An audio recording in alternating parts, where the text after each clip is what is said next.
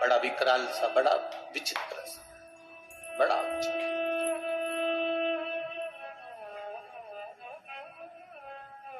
एक मनुष्य बाहर निकला, प्रकट हुआ। ब्रह्मा जी ने देखा कि बड़ा सारा उसका स्वरूप है, बहुत बड़ा उसका स्वरूप है और सुंदर भी बहुत है। शरीर पर इतना तेज है कि एकदम उसका शरीर लाल हो रहा है। बड़ी बड़ी भुजाएं उसकी, बड़ा बड़ा शरीर उसका, बड़ा वीर सा नजर आ रहा है, बड़ा प्रबलता सा नजर आ रहा है। ब्रह्मा जी ने पूछ लिया, तुम कौन हो? उसने कहा, मुझे नहीं मालूम मैं कौन हूं। क्या नाम है तुम्हारा? मुझे नहीं मालूम मेरा नाम क्या है। कहां से आए हो? पता नहीं, परंतु इतना जानता हूं कि मैं आपके शरीर से प्रकट हुआ। मैं इतना जानता हूं कि आपके शरीर से हुआ। आपने जब निंद्रा त्यागी, निंद्रा त्यागने के बाद आपने जो बकासी ली, आपने जमाई ली और उस जमाई से मैं प्रकट। ये कथा आपको मालूम होना चाहिए और केवल छत्तीसगढ़ वालों के लिए नहीं, पूरे विश्व के माताओं को ये मालूम होना चाहिए कि तुम्हारे मांग में जो सिंदूर भरा होता है,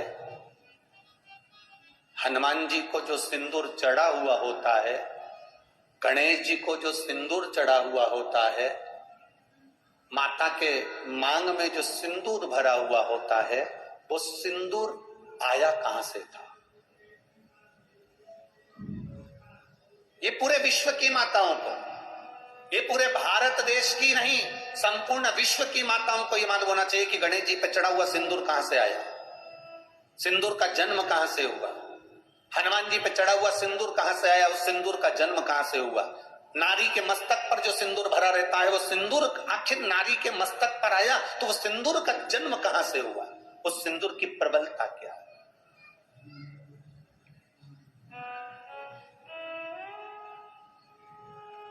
उसको ज्ञात होना चाहिए। अब कल्प की शुरुआत है और कल्प की शुरुआत में ब्रह्मा जी के मुख से एक व्यक्ति ने, एक मानव ने, एक विचित्र सा मानव उसके उनके मुख से जमाई लेने पर प्रकट हो गया।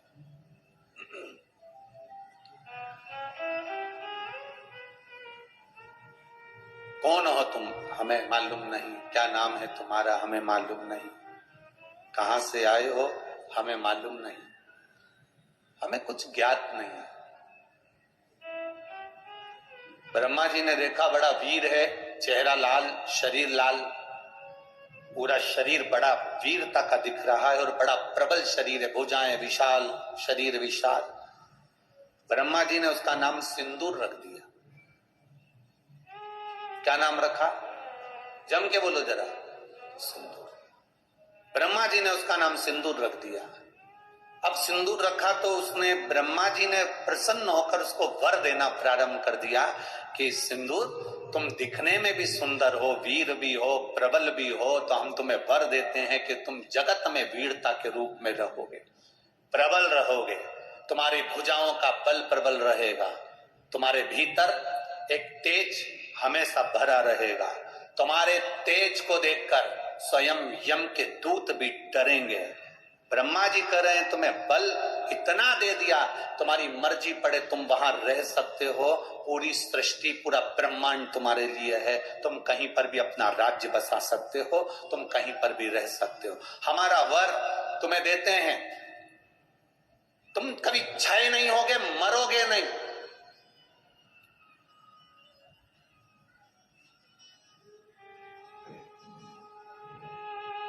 पीछे शंकर भगवान खड़े थे। भगवान देवादिदेव महादेव ने कहा, कहां का वर दे रहे हो कि मरेगा नहीं? तो को अगर इसको ये वर मचाना प्रारंभ कर देगा, नहीं मचाएगा प्रभु। ब्रह्मा जी ने माना नहीं, शिव जी का कहना, तुम्हारी भुजाओं में बल रहेगा, तुम जिसको चाहो अपनी भुजाओं के बल पर तुम धमोच सकते हो, मार सकते हो, पीट सकते हो, तुम किसी को दबा सकते हो। बस सिंदूर को वर पर वर मिल गए ब्रह्मा जी के, इतने प्रसन्न, क्योंकि औलाद ब्रह्मा जी के मुख से जमाई करने पर, ब्रह्मा जी के मुख को पकासी आने पर, जमाई करने पर यह बालक निकला, तो प्रसन्नता हूं, मेरा पुत्र है, मेरा बेटा है।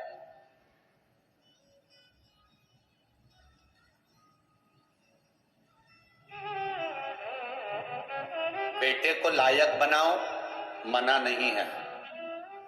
बेटे को खूब पढ़ाओ, मना नहीं है। बेटे को लायक बनाओ, मना नहीं है। पर बेटे को इतना लायक मत बना देना कि वो अपने माँ बाप को ही नालायक समझने लगे। बेटे को लायक बनाना, पढ़ाना, खूब पढ़ाना, पर बेटे को इतना लायक मत बना देना कि जिस माँ ने उसको समझाया, जिस पिता ने उसकी एजुकेशन पर खर्च करा, जिस माँ ने उसको पढ़ाया, जिस पिता ने अपनी नौकरी कर कर कर रुपया बचा बचा कर अच्छे कॉलेज में भेजा, जिस माँ ने उसके कपड़े, उसका पहनावा, उसका रहन सहन, जिस माँ ने उसको बना बना कर भोजन खिलाया, जिस पिता ने अपनी पूरी जिंदगी बेटे को एजुकेशन देने में, पढ़ाने में, आगे बढ़ाने में लगा दी, एक दिन बेटा अपने माँ बाप को नालायक समझे, इतना लायक मत बनाना। बेटों को लायक बनाओ, बच्चों को लायक बनाओ, पढ़ाओ, खूब पढ़ाओ, और संस्कार देकर पढ़ाना। जो बच्चे संस्कार लेकर नहीं पढ़ते, पढ़ते तो हैं पर उनमें संस्कार नहीं होते, तो एक दिन माता पिता को वो नालायक समझने लगते हैं। हमारे मम्मी पापा में तो अकल नहीं है, हमारे पापा तो हर कुछ के देते हैं, हमारी मम्मी तो हर कुछ बोल देती है, हमारी माँ में तो अकल नहीं है, हमारे पिताजी में तो अकल नहीं है। जब तुम्हारे बच्चे तुम्हारे मुंह पर कह दे कि तुम्हें अकल नहीं, तुम चुप बैठी रहो, तुम्हें अकल नहीं, तुम चुप रहो, जब तुम्हारे घर के बच्चे बोलने लगे ये शब्द, समझ लेना कि तुमने बेटों को लायक तो बनाया पर संस्कार देकर लायक नहीं बनाया, इसलिए वो तुम्हें नालायक समझ रहे हैं।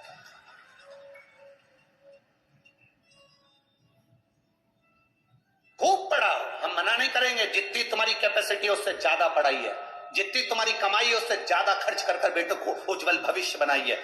बेटा बेटी को अच्छा पढ़ाने का प्रयास करिए, बेटा बेटी का जिंदगी अच्छा बनाने का प्रयास करिए, पर बेटा बेटी आपको लायक बनते बनते आपको नालायक ना समझने लगे, इसलिए थोड़ा संस्कार देने का प्रयास करिए। बच्चों से कहो एक लोटा जल शिव जी को चढ़ा करा, बच्चे कहेंगे माँ जल चढ़ाने से क्या होता है? कुछ नहीं होता, मेरे मन को शांति मिलती है, तू जल चढ़ा करा। मैं जल चढ़ाने नहीं जाऊंगा, मैं भोजन नहीं दूंगी, मैं बाजार में खा लूंगा, घर का दरवाजा बंद है, जाओ खाओ। बच्चों को लायक बनाने का प्रयास करो, पर साथ में संस्कार देकर। अपने दादा दादी के पांव पड़, प्रणाम कर, चरण छू, नमन कर। एक दिन बेटा चरण नहीं छूता, दूसरे दिन मामी नाना घर के बच्चे माता पिता कह देते कोई बात नहीं कल छू लेगा, हो गया ना, आज नहीं छुआ ना, कल छू लेगा, कल फिर नहीं छुआ, परसों छू लेगा, ना ना चरण छू। बच्चों को झुकाना, प्रणाम करना, नमन करना, आदर करना, सत्कार करना, बच्चों को ये सिखाना पड़ेगा। आज बड़ी विडंबना का जीवन, बड़ा विडंबना का समय चल रहा है। हम बेटा और बेटी को पढ़ा तो लेते हैं, हम बेटा और बेटी को उज्जवल भविष्य बना तो देते हैं, हम बेटा और बेटी को लायक बना तो देते हैं, पर हमारे बच्चे हमको एक दिन नालायक समझने लगते हैं, तब दिल दुखता है कि मेरी औलाद मेरे मुंह पर कह कर जा रही है, दुख होता है। पढ़ाओ, कलेक्टर बनाओ, एसपी बनाओ, टीआई बनाओ, तुम्हारी मर्जी, पढ़े मंत्री बनाओ, संतरी बनाओ, कलंतरी बनाओ, तुम्हारी मर्जी, पढ़े तुम जो बनाओ, पर उनकी वाणी पर तुम्हारा आदर होना चाहिए।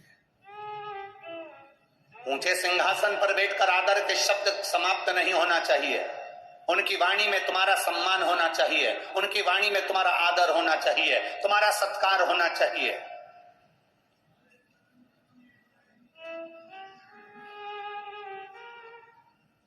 अरे बेटा एडीलैंड में, बेटी है न्यूयॉर्क, कई कई माता पिता रायपुर में हमसे कहते हैं, हमने पूछा क्यों साहब कहाँ रहते हो?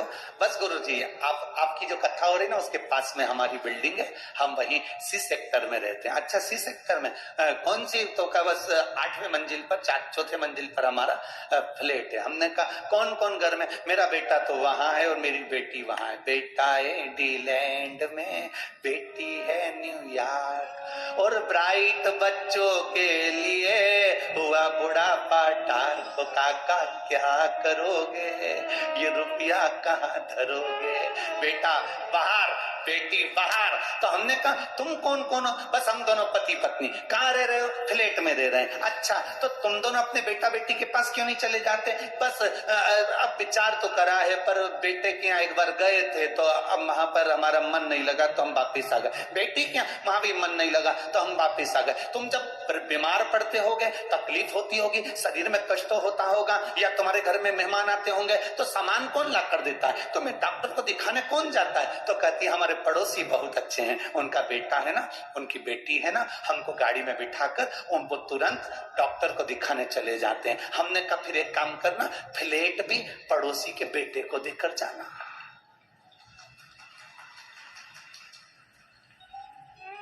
मरने के समय पर बूढ़े माँ बाप को डॉक्टर को दिखाने पड़ोसी के बच्चे जा रहे हैं। सब्जी पड़ोसी के बच्चे लाकर दे रहा है, देख रेख पड़ोसी के बच्चे कर रहे हैं। तो मकान की देख रेख तुम कर रहे हो किसके लिए? किसके लिए? आसक्ति नहीं जा रही। हमने कहा एक काम करो न, जब पड़ोसी का बच्चा इतना कर रहा है तो एक काम कर दो, उसको थोड़ा बहुत तो अपनी प्रॉपर्टी दे। अरे गुरुजी कैसे लेके जाना? डॉक्टर को दिखाया है तो क्या प्रॉपर्टी दिया है? सब्जी ला कर दे देता कि प्रॉपर्टी दे रहे? तो तुम्हारे बेटे तुमने बड़े करे थे तुम्हारी सेवा के लिए, वो तुम्हारी सेवा नहीं कर रहे, तो तुम किसके भरोसे? किसके? अखबारों में देखो, अखबारों में जरा पढ़ना, कभी पुराना कई जगह का आपको मिलेगा। बुढ़ा बुढ़ी मर गए, बेटों को सूचना दे दी कि आ जाओ अंतिम संस्कार करने, तो कहते हैं ऑनलाइन करा देना। बाद में जब मर गए, अंतिम संस्कार भी मोहल्ले के लोगों ने कर दिया, तब बेटा बेटी आए, जमीन जायदाद बेच के पैसा लेके चले गए, पर माँ बाप का पिंडदान तक नहीं करा। ये जीवन है मानव का। किसके लिए जी रहे? हम किसके लिए अपनी जिंदगी जी रहे हैं? अरे बेटा एडी लैंड में, बेटी है न्यूयॉर्क। और ब्राइट बच्चों के लिए हुआ बुढ़ापा टाल। ओ काका क्या करोगे, ये रुपया कहाँ धरोगे?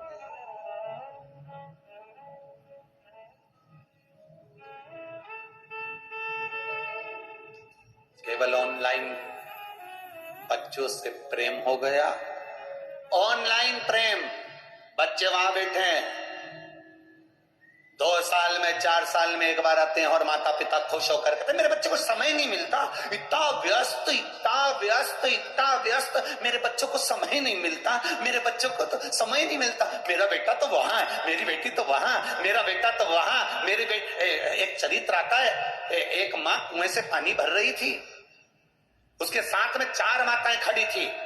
एक माँ बोली, बेटा जा रहा था, हाथ हिलाकर बोला माँ हाय, स्कूल जाते जाते। मेरी माँ ने कहा मेरा बेटा सीबीएसई कोर्स से पढ़ाई कर रहा है। दूसरा बेटा जा रहा था, माँ को हाथ हिलाकर बोला माँ जा रहा हूं, जा। मेरा बेटा अंग्रेजी स्कूल में पढ़ रहा है।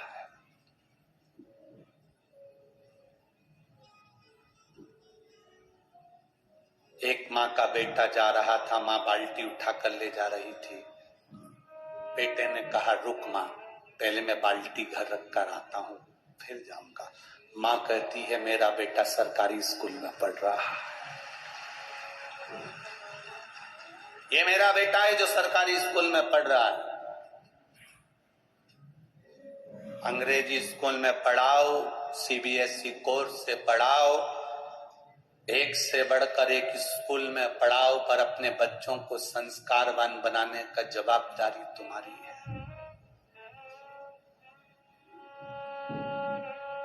क्या करोगे बाद में? क्या करोगे?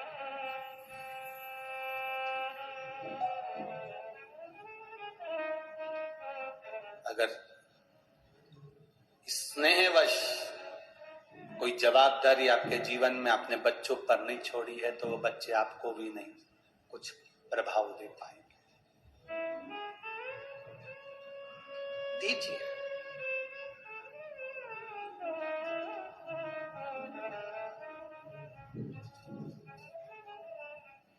अपने बच्चों को प्रबल बनाने के साथ में हम कहें लायक बनाओ, पर आपको नालायक ना समझे। हो पढ़ाओ, बच्चों को एक काम जरूर सिखाओ, जाओ शिव के मंदिर जाओ, थोड़ा बहुत झुकोगे, प्रणाम करोगे, नमन करोगे, मंदिर तक जाओगे, अपने संस्कारों को, अपने धर्म को भूल नहीं पाओगे।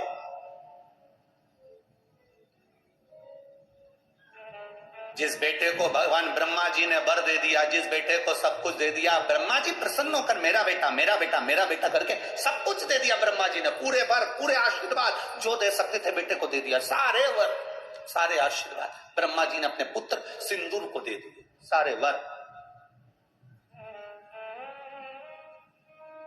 मेरी जीजियों, ब्रह्मा जी जैसी गलती मत करना।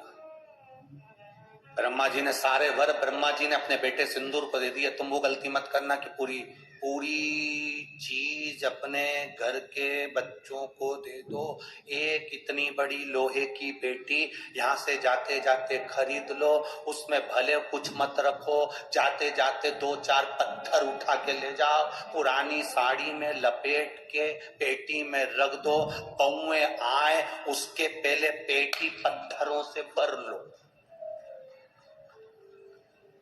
बताना मती बहुओं को, बोलने की जरूरत नहीं है बहुओं को कि इसमें पत्थर भरा है, इसमें कुछ भरा हुआ है। बस दिवाली का समय आए, बहुओं से कहना थोड़ा पेटी हटाना, मेरे को सफाई करना है। बहुएं पेटी हटाएंगी, सफाई कर देना, बहुओं को भी लगेगा कुछ है। मरती मर जाना, पर बहुओं के सामने कभी पेटी मत खोलना, कभी मत खोलो।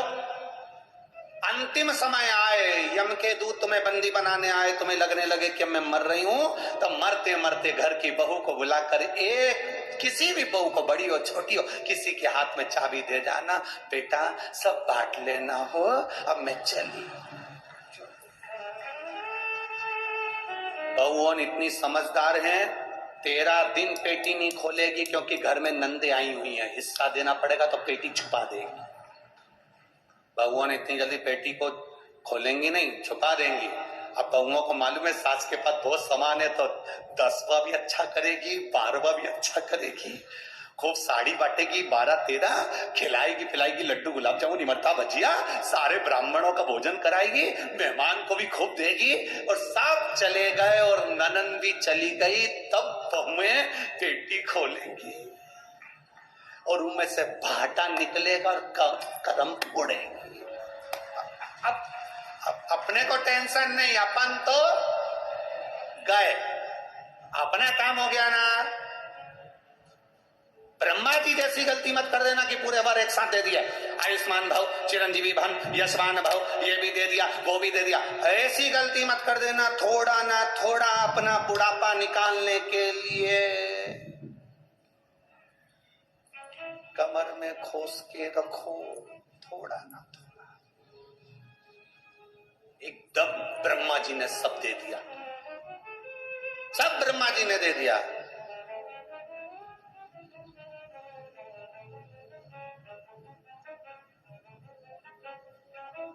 अब ब्रह्मा जी ने सब कुछ दे दिया, ब्रह्मा जी ने सब प्रदान कर दिया, सिंदूर गया। सिंदूर ने विचार करा कि मेरे को इतना सारा वर मिला, एकाध वर ऐसा मिला है कि अपनी भुजाओं में मैं सब कुछ दमोच सकता हूं, तो मैं जरा अपनी भुजाओं के बल को ब्रह्मा जी से तो शुरुआत करके देखो।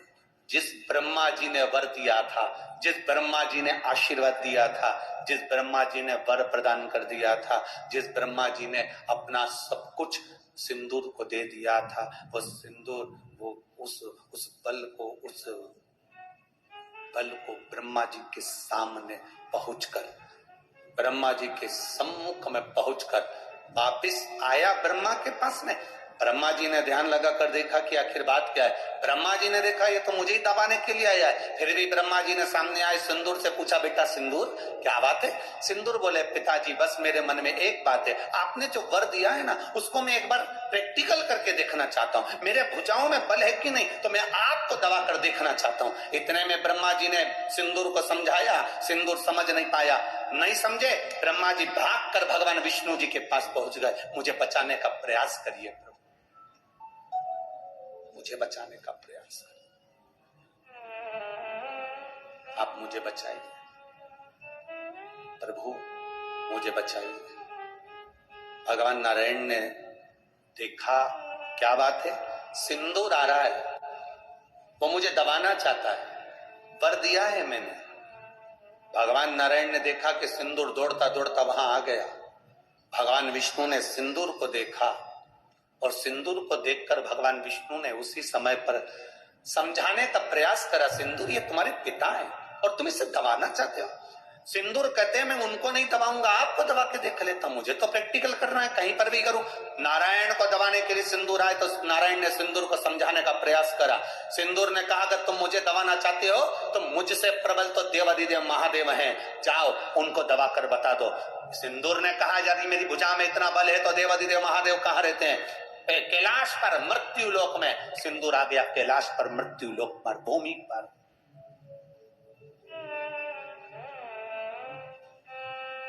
मृत्यु लोक की धरा पर, ये पृथ्वी पर, कैलाश पर आया सिंदूर।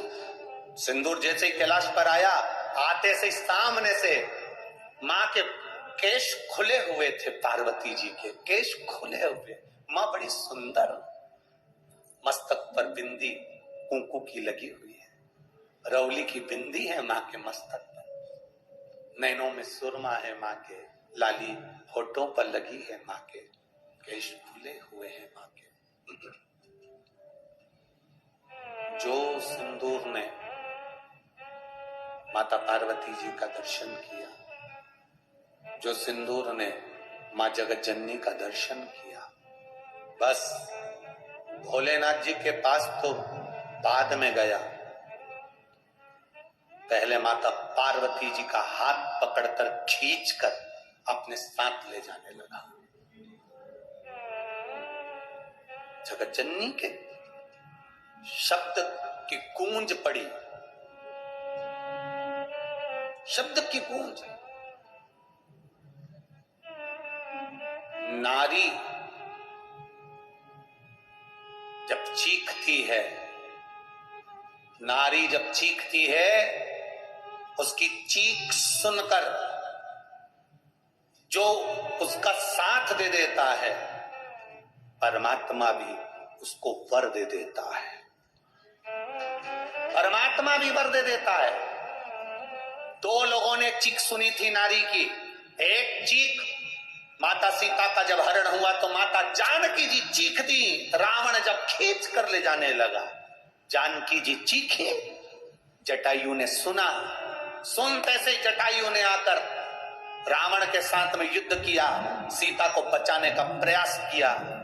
चीख सुनकर सीता को बचाने का प्रयास किया, भले जटायु खुद मर गया पर राम जी की गोद उस जटायु को मिल गई, क्योंकि सीता की चीख सुनकर उसको बचाने का प्रयास करा। और दूसरी चीख थी द्रौपदी की, द्रौपदी चीख रही,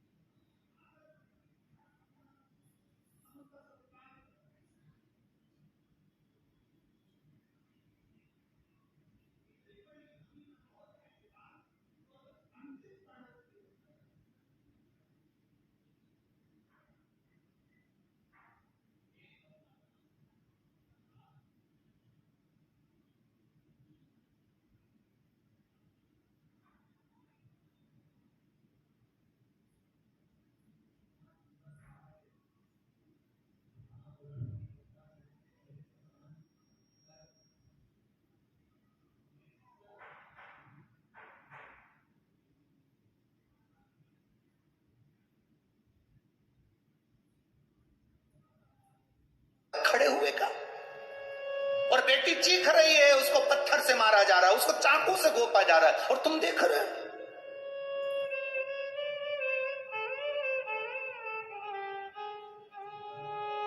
मेरा संपूर्ण बेटियों से निवेदन है,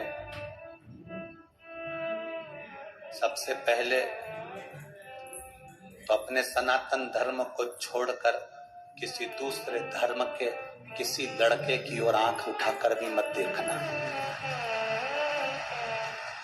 अपने सनातन धर्म के और देखिए, सनातन धर्म में ब्राह्मण भी है, क्षत्रिय भी है, वैश्य भी है, शूद्र भी है, और दूसरे की ओर निगाह उठाकर मत देखिए। और याद रखो, अगर भूलवश तुम उस ओर चले भी गए हो ना, तो निवेदन है, शंकर जी से प्रार्थना करूंगा कि तुम्हारी बुद्धि जल्दी ठीक हो और तुम वापिस अपने सनातन धर्म की ओर अग्रण्य हो, वापिस अपने सनातन धर्म की ओर अग्रण्यता हो। कहा सीता जी चीखी तो जटायु ने बचाया, तो राम जी की गोद मिली।